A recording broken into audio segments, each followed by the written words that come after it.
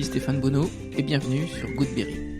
Goodberry, c'est chaque semaine une conversation avec une personne inspirante résidant en Berry pour évoquer son parcours personnel et professionnel, ses réussites ou ses moments plus difficiles, mais toujours en essayant de retenir un conseil, un enseignement ou une inspiration pour chacun d'entre nous. Cette semaine, c'est Damien Mijon, propriétaire du restaurant La Cheminée, qui est notre invité. Damien est presque né dans une cuisine. Une grand-mère cantinière, une mère cuisinière, une tante restauratrice à Châteauroux. Mais il se destine à des études de lettres avec toujours dans un coin de sa tête l'art de la cuisine. Cet appel est alors plus fort que les livres ou l'éducation nationale et Damien franchit le pas. Et après plusieurs expériences, il est à la tête des restaurants de franchise Del Arte et Poivre Rouge, puis à la tête de son restaurant La Cheminée.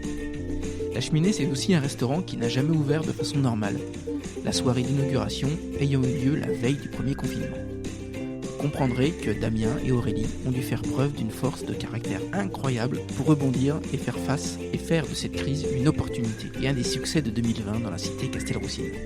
On a évoqué l'apprentissage, Paul Bocuse, mais aussi la littérature avec Boris Vian-Tolkien. On a parlé de bonne farine, de bonne viande, de whisky, d'Écosse et d'autres cuisines. Il faut cuisiner avec gourmandise, cuisiner à l'envie, c'est la recette gagnante de Damien. Vous trouverez une dizaine d'enseignements et de jolies formules, dont celle-ci. Il y a autant de whisky qu'il peut y avoir d'hommes.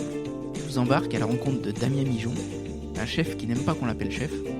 Goodberry, c'est parti. Bonjour Damien. Bonjour. Je suis très heureux de t'accueillir sur Goodberry. Avant qu'on revienne sur ton parcours, j'ai une première question, Damien. Pourquoi le nom du restaurant La Cheminée ?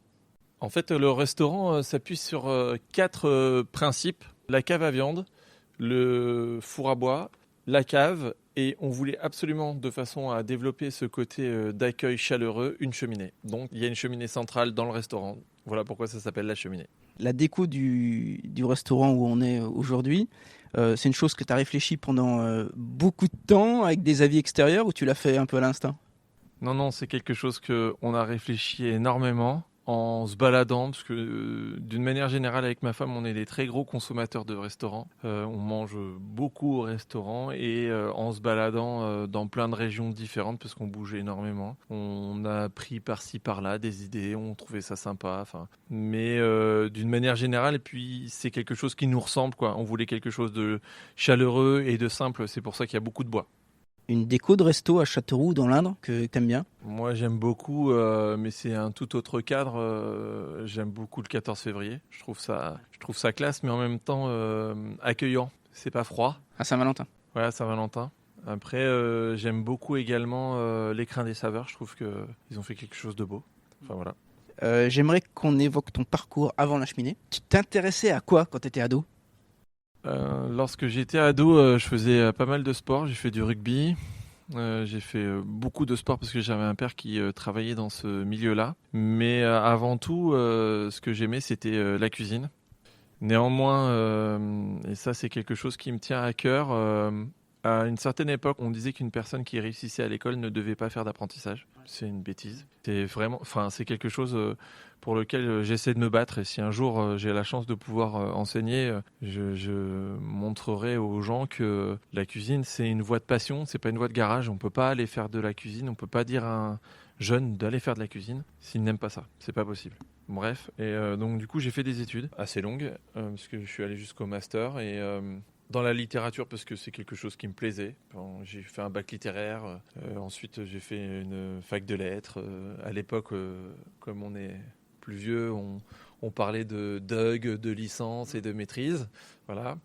Et donc j'ai suivi ce parcours-là à Clermont-Ferrand. Mes racines étant berrichonnes, j'ai toujours gardé un pied à Châteauroux, notamment à Coing chez mes grands-parents, ma grand-mère m'a beaucoup apporté. Et puis voilà. Et quand tu fais tes études de lettres, t'as tout le temps à l'esprit la cuisine ? Bah oui, tout simplement parce que je paye mes études en faisant de la cuisine. Donc, Ok. C'est-à-dire ? je travaillais chez les traiteurs, je faisais des extras, j'ai travaillé dans des restos de casino, notamment à Royac, Clermont-Ferrand. J'ai travaillé beaucoup en tant que cuisinier. Au départ, j'ai commencé. Mon premier job en restauration, c'était plongeur à Perpignan. Je suis parti faire les saisons à Perpignan. Et c'était plongeur. Et puis la personne, voyant que j'étais très motivé et puis surtout très disponible, je remplaçais tout le monde et au fur et à mesure, j'ai progressé. T'as eu des modèles dans ce métier ? Comme un peu de manière traditionnelle, ma mère et ma grand-mère m'ont beaucoup apporté. Ma grand-mère, c'était son métier, donc elle m'a beaucoup apporté. Puis elle avait une vision de la cuisine très généreuse, puisque une cuisine familiale, donc pour elle, c'était très important de recevoir. Elle avait un restaurant ? Non, elle était cantinière, donc elle en a donné à manger aux enfants. Et du coup, elle avait une pratique de la cuisine qui était extraordinaire, parce que à l'époque, on n'avait pas beaucoup de produits manufacturés. Donc elle, quand elle faisait une tarte, elle faisait sa pâte. Ou quand elle faisait, quand elle faisait des produits, elle le faisait de A à Z, quoi. J'ai souvent vu faire son pain, faire ses yaourts.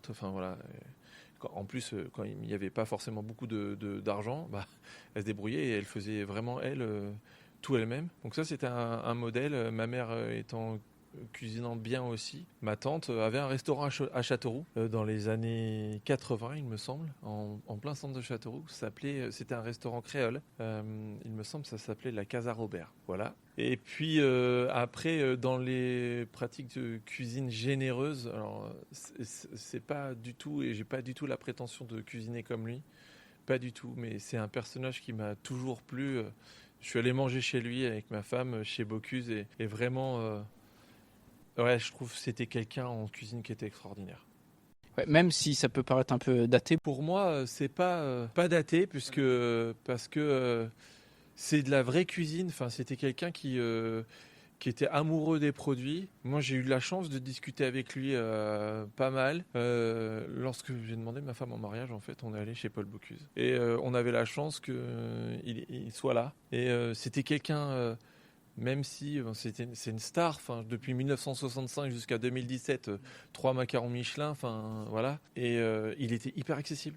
C'est quelqu'un qui venait, il parlait avec toi, il allait te dire comment il faisait telle recette, dire qu'est-ce que tu as aimé dedans.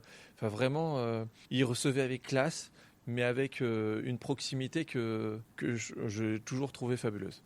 Et si je reviens aux études de lettres, tu te destinais à faire un métier dans les lettres ? Oui. En réalité, je voulais soit être prof de manière classique, ou alors partir dans un doctorat. J'en parlais d'ailleurs encore hier soir. Mais bon, la vie est pas finie. Peut-être qu'un jour je reprendrai. Mais c'est à un moment donné, arrivé dans mes études de lettres, à la fin de la maîtrise, je me suis rendu compte que c'était plus moi. J'avais changé. Je trouvais que le travail qu'on faisait, un travail qui peut être intéressant, qui est très intéressant, mais ça me correspondait plus. Donc j'avais besoin de faire autre chose. J'ai passé ma maîtrise avec un sujet bien précis. C'était quoi le sujet ? L'exception culturelle française, un échec ou une réussite. Voilà. Donc il y avait beaucoup à dire. Pour finir ces études, je suis allé à Lyon dans un théâtre pour travailler dans le théâtre, pour voir un petit peu plusieurs aspects de cette fameuse exception culturelle, puisque j'étais à Clermont, puis ensuite à Lyon. Et puis petit à petit, voilà, je me suis détaché un petit peu de tout ça. Et je me suis dit, on va faire autre chose. T'arrives toujours à lire un peu ? Ah oui, on arrive toujours à lire un peu, oui. Bon, franchement, en ce moment, c'est plutôt les livres de cuisine. Ouais. Mais parce que vraiment, encore une fois, ça fait écho à ce que je disais tout à l'heure. Peut-être qu'un jour, ça cessera chez moi. Pour moi, la cuisine, c'est pas un métier qui se fait sans passion. Il y a trop de contraintes familiales, de temps, des contraintes sociales, pour se dire je fais ça par dépit. C'est pas possible. Parce que moi, tous les jours, lorsque je cuisine des plats... là, à midi, j'ai fait un poulet au citron, c'est tout con, mais moi, j'adore ça, c'est terrible, quoi. Puis il faut cuisiner avec gourmandise, c'est pour ça que je regarde beaucoup les livres de cuisine. Le dernier en date, c'était un livre qu'un de mes cuisiniers m'a offert, justement sur Paul Bocuse, parce que c'est que... Voilà. Donc je suis en train de regarder des recettes qu'on pourrait éventuellement adapter ici, mais des recettes très simples. Parce qu'il faisait pas que des choses hyper compliquées. Mais il travaillait toujours avec le vrai produit. Pour clôturer sur le sujet des livres, est-ce que tu aurais 3 livres qui t'ont marqué ? Il y a Boris Vian, qui m'a beaucoup marqué. Lequel ? J'irai cracher sur vos tombes. Grand livre. Après, j'ai eu Le Seigneur des Anneaux. L'univers de Tolkien, c'est exceptionnel, parce qu'il a créé tout un... c'est vraiment dense. Et puis, il y avait un livre d'un auteur russe qui s'appelait Aleshkovski, qui s'appelle Le Putois. C'est sur un enfant qui cherche sa place, mais un enfant lunaire, ailleurs. C'était pas mal. Merci pour le partage. Avant La Cheminée, tu étais donc à Poivre Rouge. Oui, c'est ça. À Cap Sud. Ouais. Qu'est-ce que tu as appris de ce poste-là qui te sert aujourd'hui? En réalité, je vais rajouter une étape. Avant d'être chez Poivre Rouge, j'étais chez Delarté, toujours à Cap Sud. Et en fait, ces 2 enseignes vous apprennent la rigueur. Parce que avec ces enseignes-là, on vous apprend à faire des fiches recettes complètes, précises. Parce que souvent, on a l'esprit d'un cuisinier, il met un peu de ci, un peu de ça, un peu artiste. Patati, patata, voilà, c'est un artiste. Et en fait, c'est très bien d'être comme ça, parce que la cuisine, ça se fait avec envie, avec beaucoup de gourmandise, mais ça se fait aussi avec de la rigueur. Et si on n'est que gourmand, que dans le partage, on va pas tenir longtemps, parce que on va faire attention à ses coûts, à ses marges. Et du coup, ces 2 enseignes-là vous apprennent vraiment à cibler votre travail, vous apprennent à être rigoureux, à pas dépasser. Alors, effectivement, moi, j'étais dans un poste de direction. Donc, mon travail étant de diriger les équipes de production en disant, voilà, faites attention à ces produits. La rigueur est vraiment très importante en cuisine. Voilà, parce que sinon, on ne peut pas faire tourner un restaurant. Tu as des anecdotes? Il y a toujours des belles anecdotes. J'ai eu des anecdotes de réussite, par exemple, où tu as des serveurs qui arrivent, qui parlent pas bien français, c'est compliqué, ou des cuisiniers. J'avais un cuisinier, justement, la seule chose qu'il savait dire, c'est ça va, chef.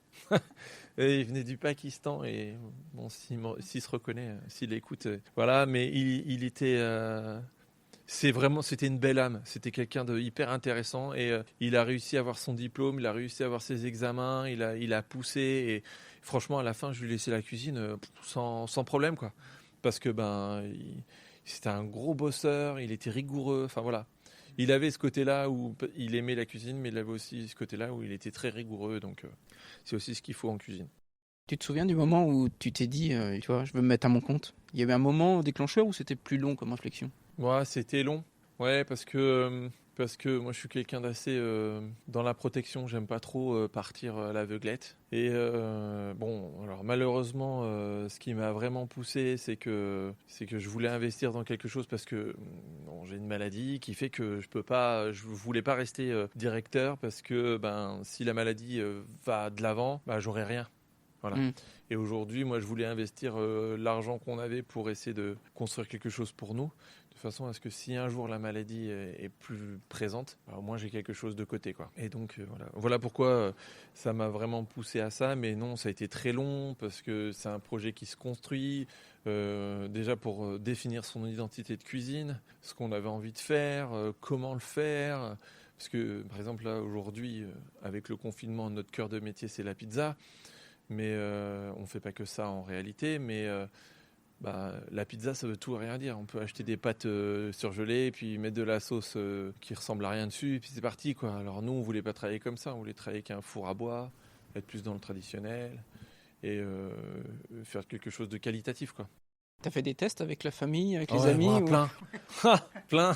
Ouais, plein. D'abord pour chercher la bonne farine. Parce que la bonne recette de farine, parce que la farine, encore une fois, la pizza, on peut faire avec une farine médiocre, comme on peut la faire avec une très belle farine. Nous, on prend des farines qui sont des mélanges de farine c'est un aspect technique, pour avoir pas mal de gluten, de façon à ce que la pâte soit élastique, mais elle reste moelleuse, croquante, voilà. Et on a fait plein de tests. Ouais. Je crois qu'il y en a, je les ai saoulés un peu, mais voilà. Et sur les fournisseurs, ça t'arrive de visiter des exploitants locaux? Oui, bon, ça nous est arrivé.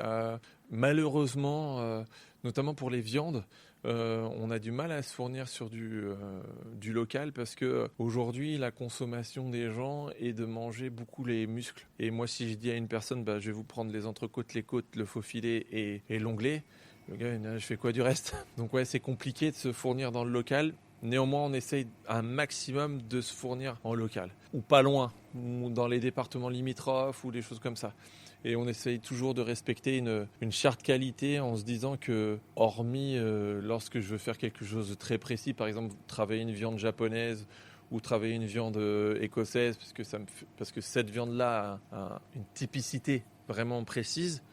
Mais sinon, on travaille beaucoup avec du charolais, de la limousine, parce que c'est du français, parce que on essaie de soutenir aussi les éleveurs français. Enfin voilà. Hors période Covid, il y a combien de personnes qui travaillent ? On est monté à 7 en fait, D'accord. sans compter Aurélie et moi. Ah oui, donc 9. Ouais. On a eu beaucoup de chance. Le restaurant a beaucoup marché. Enfin, il marche toujours, hein. Mais très vite, ça a vraiment pris rapidement. À un moment donné, lorsque notamment juillet jusqu'à septembre, on était débordés, quoi. Donc on avait vraiment besoin de masse salariale. Ouais. On parle souvent d'esprit de brigade en cuisine, d'esprit d'équipe. Ça te parle ? Ouais, alors moi j'aime pas trop en cuisine qu'on m'appelle chef parce que je sais pas, je préfère qu'on m'appelle Damien. Voilà. J'aime bien vous voyez les gens en cuisine parce que les employés, faut leur montrer aussi du respect. Mais il y a une bonne entente en cuisine, franchement, les gens on se plaisent bien, mais on garde de la rigueur. Voilà. L'esprit de brigade, faut l'inculquer au départ aux apprentis parce qu'ils doivent se rendre compte de ce que c'est. Mais j'ai des cuisiniers qui travaillent avec moi depuis très longtemps, qui étaient même avec moi depuis dès l'Arte. Enfin, voilà, on se connaît bien, donc il n'y a plus cette relation chef, sous-chef, ainsi de suite, quoi. Comment tu qualifierais ton style de management avec les gens qui travaillent ? Moi, je suis beaucoup dans le participatif. J'aime bien leur apprendre à faire les choses en leur expliquant pourquoi il faut les faire comme ça. Enfin, ça prend plus de temps que le directif, certes, mais ça reste mieux ancré dans la tête. Enfin, c'est mon avis. Et comment tu recrutes ? Alors, moi, je suis nul en recrutement. Ma femme, elle ressent mieux les choses sur les humains. Moi, je suis un peu à faire confiance à tout le monde. Tout va bien. Et elle cerne mieux les gens. Donc quand on fait un recrutement, elle est avec moi parce que d'abord c'est la patronne, donc faut qu'elle soit là. Et ensuite, elle a plus cette sensibilité-là au niveau de l'humain. Et après pour le cuisinier, vous faites faire des tests, des choses comme ça ? Ouais, je lui pose 2-3 questions. Pour le coup, qui sont assez techniques. J'essaye de voir un peu avec lui, parce que, encore une fois, il y a cuisinier et cuisinier. Moi, un cuisinier qui vient, qui est hyper bon en technique, et qui, humainement, c'est un con, je vais pas le prendre. Enfin, voilà. Ou un cuisinier qui vient et qui a de la passion, je le prendrais, ouais. Voilà. Parce que quand il a de la passion, qu'il est dans le même état d'esprit que nous, après... Je dis souvent, la technique ça s'apprend, le savoir-être un peu moins. Oui, puis la technique tu peux changer, voilà. Tu peux apprendre. Voilà, c'est ça. Mais la nature des gens, tu peux pas trop les changer, quoi. Ouais, c'est ça, puis c'est pas mon travail. Notre travail étant de construire quelque chose et de faire vivre un restaurant. Ça peut être long après de travailler sur l'aspect humain des gens. Donc on préfère prendre des gens avec lesquels on s'entend directement, quoi. La Cheminée était connue pour cette fameuse soirée d'inauguration post ou pré-Covid. Ouais. Tu peux nous raconter la soirée ?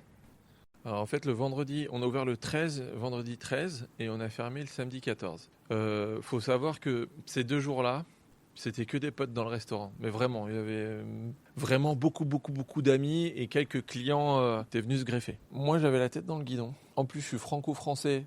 J'avais pas du tout l'esprit à me dire mais le Covid, pour moi, c'était une histoire d'ailleurs, c'était pas chez nous. Et on n'écoutait pas du tout les émissions de télé ou quoi que ce soit. Et donc, du coup, ma femme était un peu dans la protection parce qu'elle avait entendu la chose arriver. Et elle disait aux gens, dites rien, laissez-le vivre son truc ce soir-là. Ça arrivera de toutes les manières que la police municipale va arriver pour nous faire fermer. Donc, en attendant, laissez-le vivre son inauguration. Et effectivement, la police municipale est arrivée vers 23h. Et puis, voilà. Mais bon, franchement, on l'a pas... Le soir même, c'était un peu Bagdad dans ma tête parce que, fallait fermer. Mais ça fait toujours avec beaucoup de bienveillance. La police municipale est arrivée hyper bienveillante. Ils étaient gênés, les pauvres, franchement. Tout de suite, on a envoyé un message à la mairie de Châteauroux pour savoir comment on allait faire, ce qui allait se passer. Et le maire nous a répondu assez rapidement sur Messenger en disant non, vous pouvez rester ouvert, à emporter, allez-y, patati patata. Donc, on s'est pas trop posé la question, on est resté ouvert à emporter, puis voilà. Et ton état d'esprit à ce moment-là, t'es abattu, t'es boosté, t'es inquiet, t'es déterminé ? On était un peu inquiets parce qu'on s'est dit, voilà, ça va être compliqué. Mais dans tous les cas, souvent les gens nous disent, ah, vous avez été courageux. En fait, non. C'est juste qu'on avait besoin d'argent. Il fallait rester ouvert. On n'avait plus de trésor, on n'avait plus rien. On avait tout investi. Donc, Et sur le stock? bah oui, on avait tout investi. Et puis le stock, fallait le passer. Enfin, je voulais pas jeter, quoi. Donc, ouais, on a essayé de travailler au maximum, de rester ouvert un maximum pour passer ce fameux stock. Et aussi pour se dire, parce qu'on ne savait pas à l'époque qu'il allait y avoir le chômage partiel, comment ça allait se passer, tout ça. Je me suis dit, attends, j'ai 4 employés. On venait en plus de signer un recrutement. Le gars, il a fait 2 jours, le pauvre. Bon, il est toujours là maintenant avec nous, mais là, il a fait 2 jours. Ouais, c'était compliqué. Hein. Mais non, ça s'est fait naturellement. Et puis, les Castelroussins nous ont vraiment aidés. Ils nous ont supportés. Ils sont venus tout de suite commander, tout ça. Donc, c'est parti d'un coup.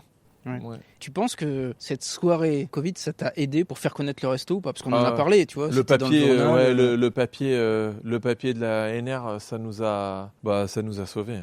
Enfin, clairement, enfin. Et après, tu as une équipe de télévision même. Ouais, il y a une équipe de télé, mais ça, je pensais que c'était une bêtise, moi. Ah oui? Là, ils m'ont appelé, j'étais toujours en train de courir partout. Donc c'était TF1? Ouais, c'était TF1. Et le gars, il me dit, oui, bonjour, journaliste TF1. Oui, d'accord, bien sûr. Qu'est-ce que vous avez à me vendre? Et il me dit, non, j'ai rien à vous vendre. Et je fais, oui, d'accord, ok. Et puis j'ai raccroché. Et il m'a rappelé 10 minutes après. Et il me dit, non, mais c'est pas des bêtises, en fait. Et moi, je lui dis, bah écoutez, si c'est pas des bêtises, lundi, je suis ouvert, vous avez qu'à venir, on verra bien. Et lundi, ils sont venus. Et donc là, on était bien embêtés parce que je savais pas quoi dire. Donc ouais, c'était marrant, ça, c'était bien. Puis on a bien discuté, les journalistes étaient fans de whisky, comme moi, c'est une de mes passions. Et ben, on a bien discuté, non, c'était bien, c'était sympa. Le whisky, c'est une passion. Ah oui, l'Écosse et le whisky, j'en ai 71 en cave des whiskies différents là. Donc ouais, c'est vraiment une passion. Je donne des dégustations, je fais des dégustations de whisky avec les gens, je prends du temps pour expliquer. Ouais, c'est vraiment. Nous, quand on s'en va en vacances, il n'est pas rare que je ramène quelques bouteilles de whisky spécifiques, que j'aille voir des distilleries, quand on va en Écosse, forcément. Voilà, j'en ramène beaucoup. Voilà quoi. Qu'est-ce qui te plaît dans le whisky? L'Écosse. Non, dans le whisky, ce qui me plaît, c'est surtout le. Il y a tout un savoir-faire, toute une maîtrise d'art derrière, parce que c'est vraiment un art de travailler le whisky. Puis c'est millénaire. Enfin, c'est quelque chose qu'on travaille depuis longtemps. Puis c'est un produit noble. Comme le vin, moi je suis fan de vin. On peut pas dire j'aime pas le whisky ou j'aime pas le vin parce qu'il y a tellement de vins, tellement de whisky différents, tellement de fragrances, d'odeurs, de saveurs différentes et de manières de le faire. On va dire qu'il y a autant de whisky qu'il peut y avoir d'hommes. Franchement, c'est magique. C'est vraiment c'est une matière qui est magique. Est-ce que tu pourrais nous décrire une journée type? Bah oui, forcément, le matin, moi je cuisine à l'envie. Donc mes plats du jour, la veille, c'est très rare que je sache ce que je veux faire. Donc le matin quand je me lève, je me dis tiens, ça j'aimerais bien le faire aujourd'hui. Et en fonction de ce que je vais trouver chez le fournisseur, je le fais. Ou des fois je tombe sur autre chose chez le fournisseur, je fais alors ça sera encore mieux. Donc je fais ça. Donc ça c'est plutôt tôt le matin. C'est-à-dire? Bon, ça dépend. Ça dépend si j'emmène ma fille à l'école ou si, ce que j'ai à faire. Le week-end, je suis là assez tôt. Je sais pas, vers les 7h30, 8h, parce que j'ai beaucoup de choses à préparer. Puis la semaine, mon petit plaisir, c'est aussi d'emmener ma fille à l'école. Donc, je l'emmène à l'école. Mais voilà, c'est ça la journée type. C'est déjà savoir ce qu'on va faire en plat du jour, en discuter un peu avec les équipes et puis essayer de se faire plaisir d'abord sur le plat du jour. Et ensuite, le travail de la pâte pour le lendemain, parce que nous, on a une pâte qui pousse lentement, donc au moins 24 heures de pousse. Donc du coup, on la travaille la veille pour le lendemain. Après, on fait les états de lieu de toutes les normes HACCP qu'il faut mettre en place dans la cuisine. Et puis après, on cuisine. Enfin voilà. Et puis, d'une manière générale, les amplitudes horaires lorsqu'on est ouvert, c'est 8h, minuit, 1h du matin. Mais je prends une petite heure de sieste dans l'après-midi quand même. Comment tu arrives à jongler avec la vie perso et pro?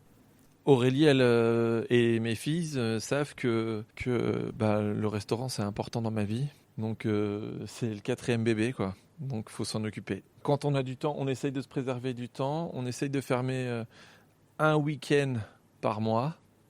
de façon à ce que on puisse se dégager du temps aussi pour la famille. Et puis, lorsqu'on est fermé, d'une manière classique, on essaie de fermer au moins une journée dans la semaine. Donc là, je prends du temps pour elle, quoi. Voilà. Et quand ça va à 100 à l'heure, est-ce que tu as des trucs pour déconnecter? Ouais, de la balade, un peu. Mais très honnêtement, franchement, pour moi, c'est pas du job, hein. Là, dernièrement, on est parti en Bretagne. Ouais, là, il fallait que je déconnecte un peu. J'en avais besoin, physiquement et surtout moralement. Mais d'une manière générale, lorsque je travaille pas le soir à la maison, je cuisine parce que ça me fait plaisir. Donc, ouais, c'est pas un job. Et c'est pour ça, tout à l'heure, on parlait des études. C'est pour ça, moi, je me voyais pas être prof à la fac toute ma vie. Enfin, je dis, à un moment donné, je vais tourner en rond. Et là, il y a tellement de choses qui changent tout le temps. Avec les saisons, tu cuisines autrement. Avec une envie, tu vas cuisiner autrement. Avec un vin, tu vas vouloir accompagner autre chose. Tu vas te boire un whisky, ça va te réveiller un sens particulier. Tu vas avoir envie de cuisiner autre chose. Donc, pour moi, tu tournes pas en rond. Il y a jamais ça se ressemble pas les journées. Et puis en voyageant, tu découvres un cuisinier qui met en avant une viande, une méthode de la faire vieillir. Là, je me rappelle, on avait vu un gars qui nous avait vendu un matos en cuisine, quoi.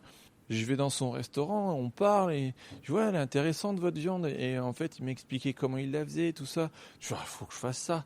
Et on a goûté, c'était 4h de l'après-midi, il a fait cuire une entrecôte, on l'a mangé. Ouais, pour moi, la cuisine, c'est pas forcément un job, quoi. C'est ma vie, quoi. Et toi qui voyages beaucoup, il y a la cuisine d'un pays particulier que t'aimes bien? Ah ouais, il y a des cuisines de fou, hein. Souvent, en France, on se fait un peu cocorico, quoi. On dit, ouais, la cuisine française, ouais. En vrai, on a plein de techniques. Moi, j'adore la cuisine italienne déjà pour commencer. C'est une cuisine qui est très riche. Alors les gens vont dire on connaît la pizza et les pâtes, mais en vrai, il y a un gros travail sur les fruits de mer. C'est un pays qui est bordé par la mer partout. Donc il y a un gros travail sur les fruits de mer. Ils font des fromages de fous furieux. La cuisine asiatique, tout ce qui est Vietnam, Japon, ils ont une cuisine, mais c'est extraordinaire d'ailleurs. Enfin, moi je trouve qu'ils ont des techniques de coupe qui sont bien supérieurs aux nôtres. Enfin, ils sont précis quand ils travaillent. Lorsqu'ils lèvent des filets, lorsqu'ils coupent, par exemple, couper un thon rouge, c'est un art, hein. C'est artistique, vraiment. Le gars, il sort plusieurs types de couteaux. Il a limite des sabres pour commencer à attaquer le thon. Enfin, Et ça change la préparation du oui. thon. Enfin, il y a une finesse dans la découpe. Enfin, mais la boucherie française, par exemple, la boucherie, c'est un art français qu'on a pu développer au fil des années, des décennies et des siècles un petit peu autour, mais à la base c'est vraiment français. Et la boucherie, c'est un art en France. Je veux dire, découper une carcasse, mais quand vous avez un très très bon boucher qui sait exactement bien séparer les muscles, bien préparer les rôtis, tout ça, mais c'est magique. Et puis ça a un autre goût parce que les fibres sont pas mélangées, parce que il a su enlever les mauvais morceaux des bons morceaux. Enfin, c'est extraordinaire. Mais comme dans tous les métiers, hein, quand on a quelqu'un qui est très bon, ça donne un meilleur rendu, tout simplement. Bon, moi, j'adore l'Écosse. Ils font des super whisky. Faut pas être menteur. Au niveau de la restauration, c'est pas ouf. Après, on a déjà mangé effectivement dans des petits restaurants qui payaient pas de mine en Écosse et qui étaient vraiment très bons. Après, j'adore le haggis, mais ça, c'est une spécialité bien précise. Après, pour les viandes, l'Argentine, ils font des viandes vraiment très, très, très, très, très belles, hein. Faut bien comprendre que les vaches bougent parce qu'elles ont des hectares et des hectares et des hectares pour bouger. Et donc, du coup, c'est pas du tout comme chez nous, quoi. Mais nous, on a une viande.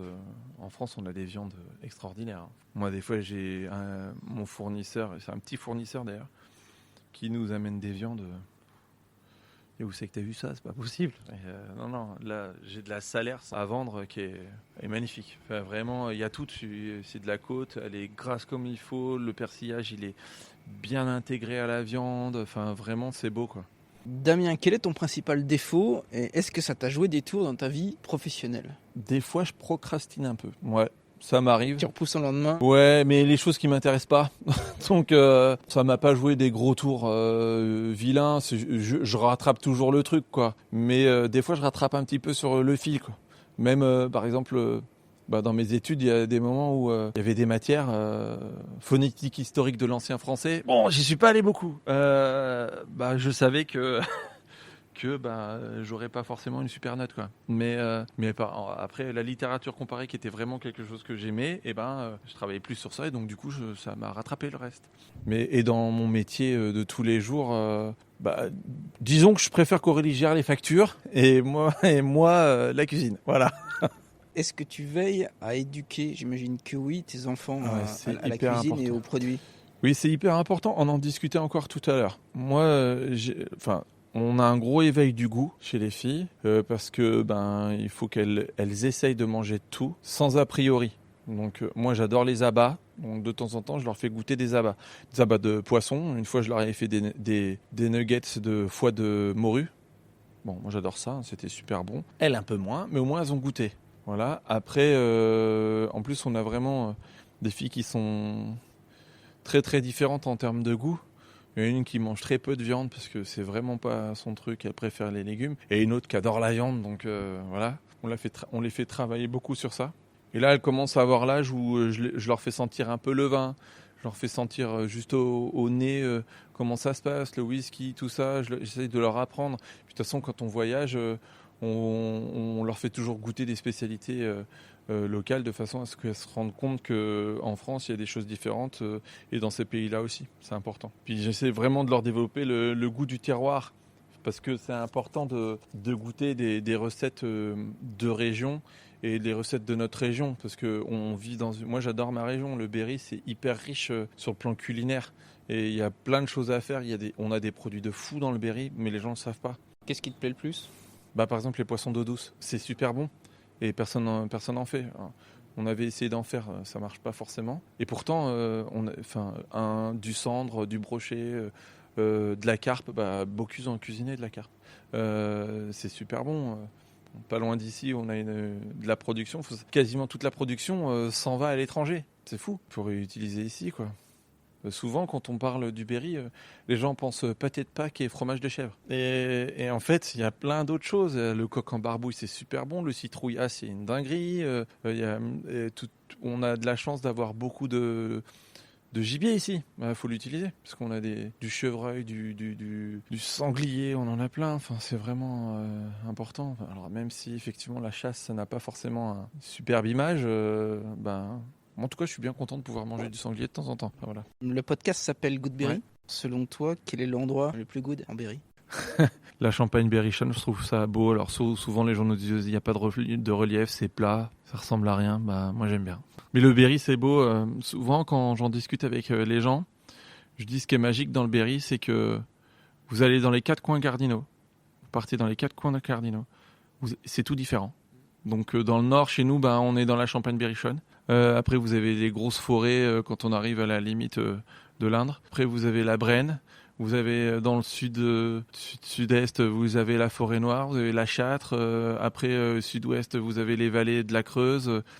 C'est vraiment différent. Et moi, c'est ce que j'aime, c'est-à-dire que vous partez de Châteauroux en 20 minutes dans tous les sens. Vous avez des paysages complètement différents. Et je trouve ça cool, quoi. Ouais. Donc, le Berry, et puis c'est surtout, comme son nom l'indique, c'est au centre de tout. Enfin, c'est pas loin de Paris, c'est pas loin de Clermont, c'est pas loin de la montagne, c'est pas loin de la mer. Et puis on s'y sent bien. Voilà. Ok, merci en tout cas pour la discussion. Damien, si on veut te contacter ou si on veut contacter le resto, en direct, on peut appeler au 02 54 35 41 70. Ça, c'est la ligne fixe. On peut m'avoir au 06 45 25 17 03.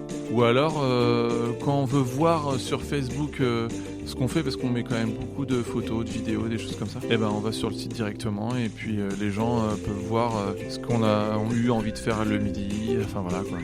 On essaie de faire vivre au maximum le restaurant comme ça. Ok, super. Merci Damien. De rien, beaucoup. Avec plaisir. Salut. Hello, j'espère que cette belle discussion avec Damien vous a plu et que vous irez lui rendre visite. Afin de ne manquer aucun épisode, car je ne mets pas en ligne toujours le même jour, vous pouvez vous abonner, soit sur le site internet de Good Berry, soit sur Apple, Deezer, Spotify, et être notifié à chaque nouvel épisode. Merci de noter aussi le mieux possible les épisodes sur ces plateformes, car c'est la seule façon qu'ils remontent en tête de liste et soient connus. Rendez-vous au prochain épisode avec un nouvel invité. D'ici là, portez-vous bien.